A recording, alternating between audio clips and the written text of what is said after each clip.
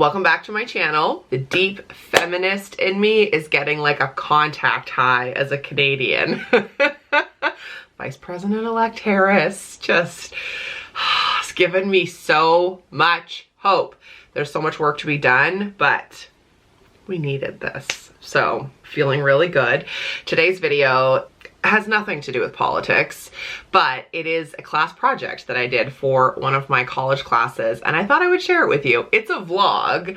Yes, I was able to do a video for one of my classes, and its theme is something that I've never talked about. It's honestly something that I've given, I think, subconsciously extensive thought about, but you know, we've never talked about it in a video, so I'm really excited to hear what you think. Enjoy. I just felt like I needed to say hello to you. I hope you had a good week.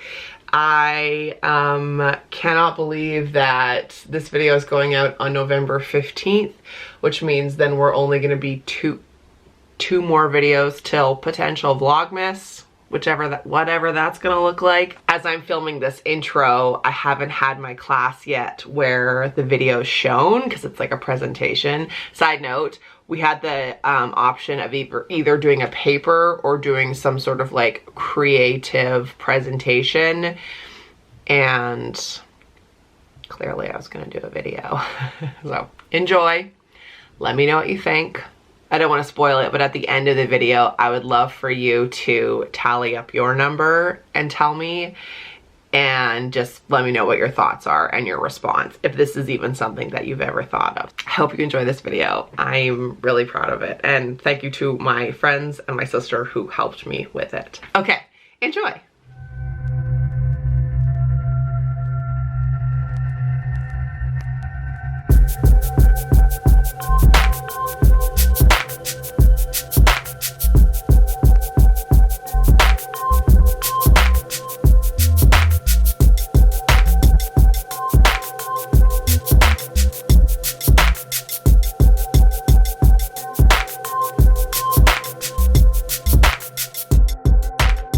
Good morning, my name's Mare, and I am going to be responding to the unpaid work model reading that we did in our textbook by Warner et al. And I'll start off by saying none of it surprised me. I just felt more seen, and it made me more aware and mindful of how much I actually do in a day that is unpaid, which is the majority of my day. So to respond to it for this presentation, I'm gonna take you through a typical day in my life as a single mom and as a widow. I have a son who's 9, Thomas, and it is 8:10, so we are getting ready to go to school. So I'm gonna take you through a typical day in my life of what it looks like, what I do, try and time lapse some stuff. And I also asked some of my girlfriends to tally up how much unpaid work they think that they do in a week. So I'm gonna share that with you today. We've been up since 5, and I have done about, I would say, 2 hours of unpaid work already. So we're gonna back it up and show you how the day started.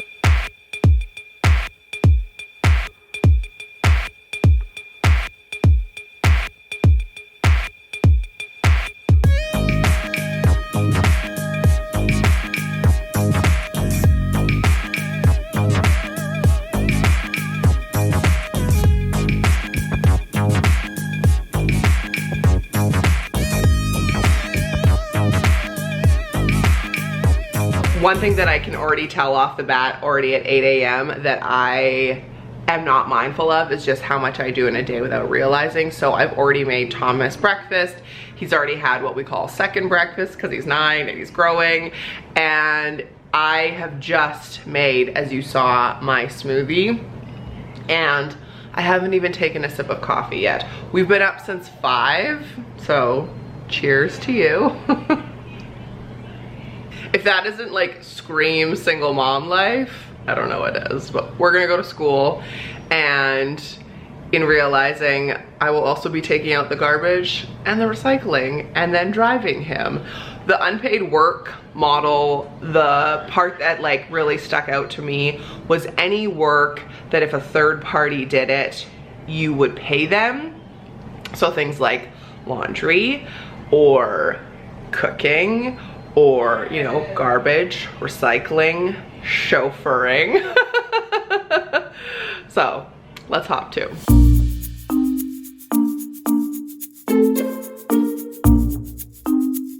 Okay, I can already tell that this is gonna be eye-opening because I thought it would be, the next thing that I would be showing you would be chauffeuring Thomas to school, but it's not. In fact, his lunch that I made last night, which it was interesting to me how like the day's work begins the day before as a mom.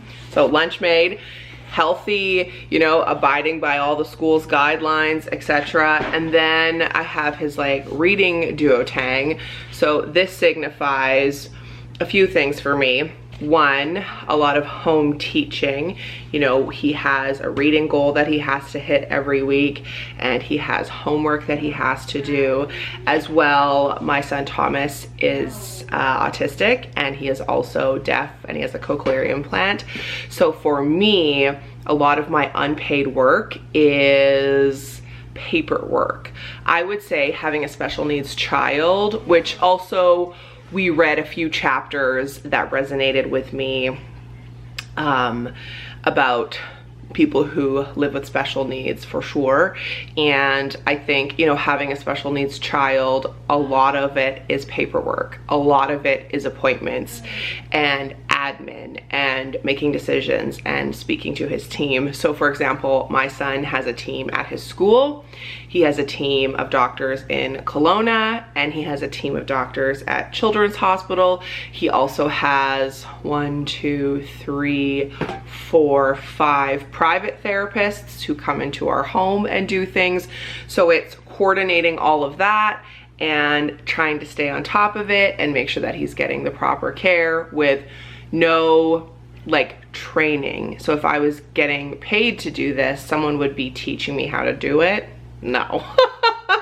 You're not given a guidebook as a parent, and especially as a special needs parent. So this little duotang might not look like much to you, but to me it signifies hundreds, thousands of hours of unpaid work in the last 9 years, which I do happily and I love to do.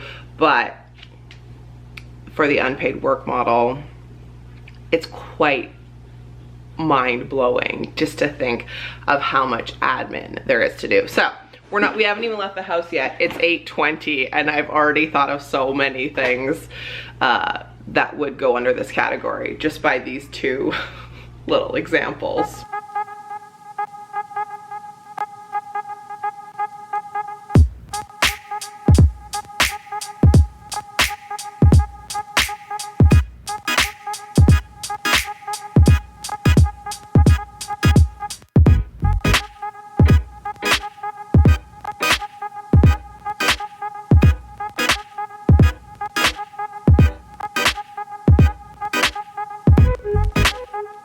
It's just before 10 and I am heading to therapy, so I thought I would check in. I've done an hour of my actual paid job, but going to therapy is good timing today because it brings up another point with the unpaid work model, which is when you are a parent, or in my case, a single parent, you don't get medical leave. You don't get, you know, health insurance. Like I pay for therapy out of pocket, and I would over and over again, and I have for years. But, you know, my girlfriends and I talk about this all the time. When you're a mom, like, not to sound crass, but nobody cares if you're sick. Like if I'm sick, I still have to get up and feed Thomas and take care of him and parent and make sure he gets to school and all of those types of things.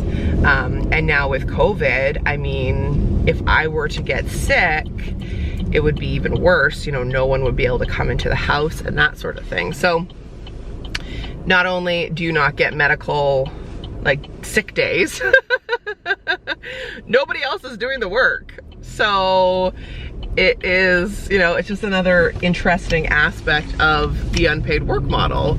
I'm not complaining. Of course, I love my son, But it, like I said at the beginning, this just brought a lot to like, oh yeah, you're right. It was just, you know, awareness of, you know, how much we do in a day and that we're not getting paid for it. And not only are we not getting paid for it, if I want a break as a single parent, I have to pay someone. So I don't get holiday time, but I also have to then pay someone to, you know, come and watch Thomas. And because he has special needs, I pay more.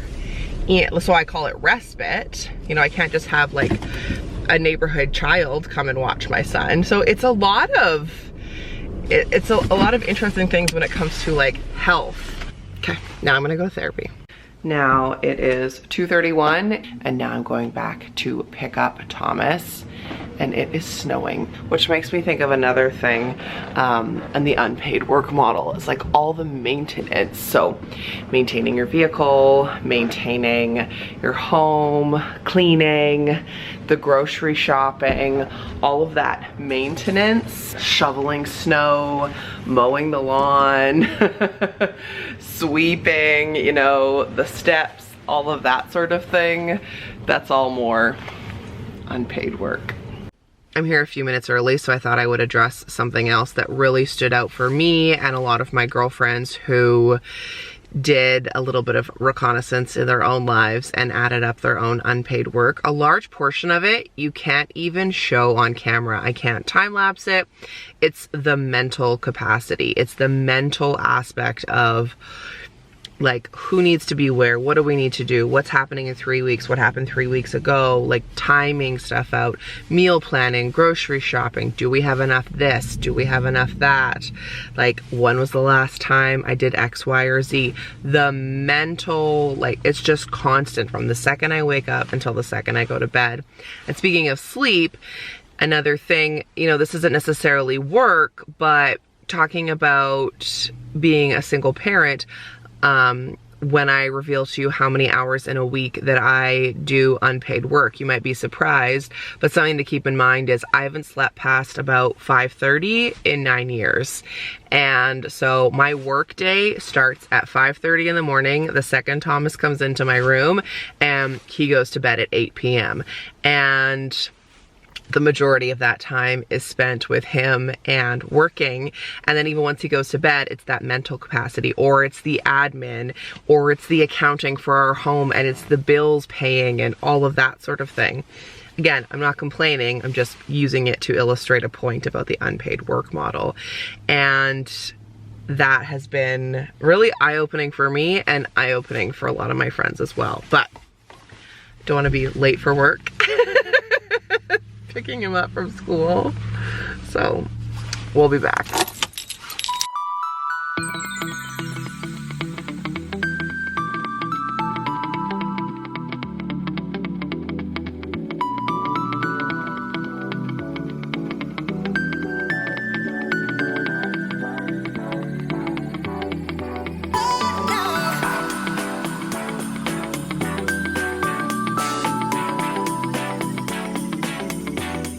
I'm gonna end the video here because, to be honest, I still have more work to do, but it's quite repetitive. It is 4:30, so I'll get to making my dinner and Thomas's dinner. I'll get to making his lunch for tomorrow. Then we do his homework, his reading, his bath time, his bedtime, any chores. That laundry that I started this morning at 5:30, definitely I need to go put the last load in the dryer and then put it all away. So today is a pretty average day, and I would say I was on the clock from 5:30 until it'll end up being about 9 o'clock tonight, with a few hours in there of paid work because I have a business, like I said. Another part of the assignment was mentioning what it's like to be a student during COVID. For me personally, with my day and my lifestyle, I would not be a student if it wasn't for COVID. I don't think anyway. Or I would only be able to access online college and then university as I finish my undergrad and then do my master's. So I am grateful in that sense for COVID, that I can be here in my home office and be able to go to school and create a more lucrative life for me and for my son.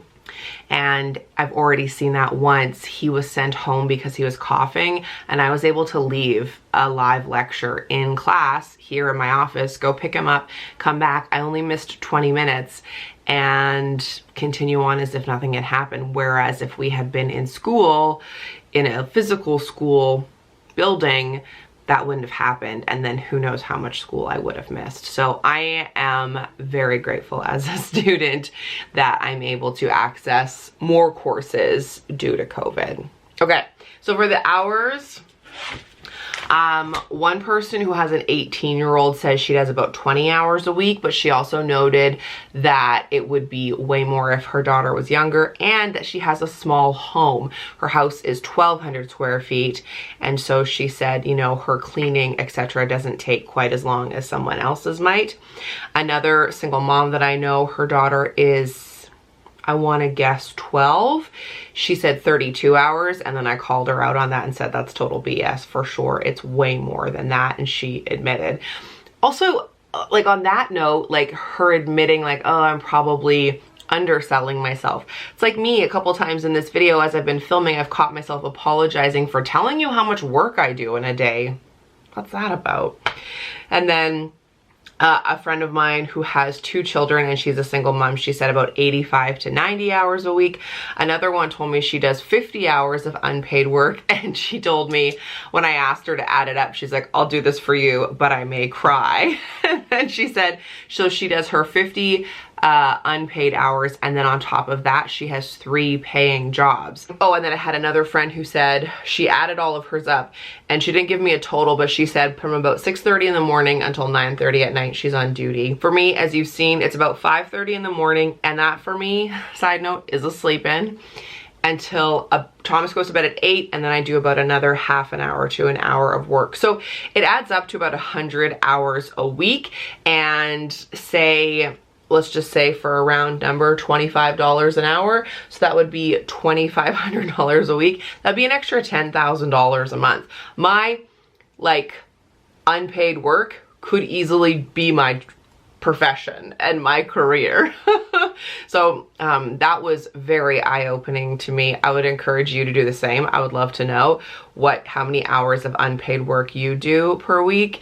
And I would say that this article, this chapter that we read, the unpaid work model by Werner et al. In the textbook, none of it was a surprise to me. It was more just like a self high five. Like that's, yeah, that's a lot of work. And we do it without noticing. But even though this made some of my friends cry to add it up, I think it was quite eye-opening for me as well. So that is my response to that reading that we did, and I would like to say I'm gonna go take a much deserved rest, but I gotta go make dinner.